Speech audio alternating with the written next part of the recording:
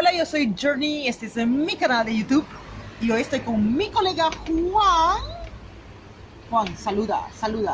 Hola. Y voy a enseñar a Juan a hablar 5 palabras en mi idioma original, papiamento, que es un idioma que solo se habla en 3 islas en el Caribe: Aruba, Bonaire y Curazao. Y hoy un guapetón español va a aprender a hablar papiamento. Juan, ¿cómo se dice? Papiamento. Muy bien. Así que yo voy a decir, Juan, 2 palabras que él tiene que pronunciarlo en mi idioma. Y Juan, puedes escoger 3 otras palabras que le gustaría saber en el idioma papiamento. Entonces, voy a comenzar con ¿cómo estás? Combay. Combay. Muy bien, Juan lo pronuncia muy bien. Combay. Combay. Muy bien. Beso. Beso es sunchi.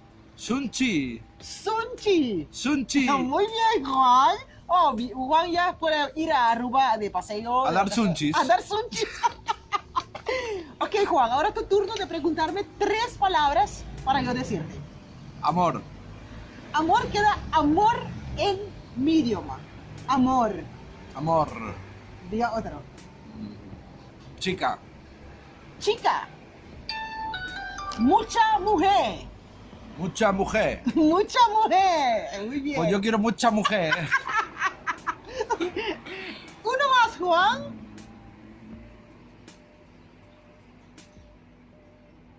Juan está pensando muy fuerte.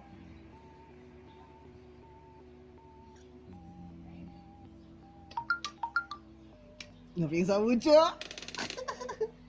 Ahora no me viene ninguna.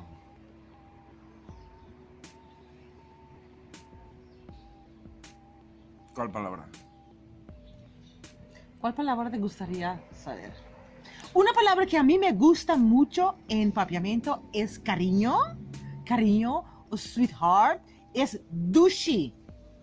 Dushi. Dushi. Cuando tienes una chica, tú le dices dushi. Dushi. Dushi.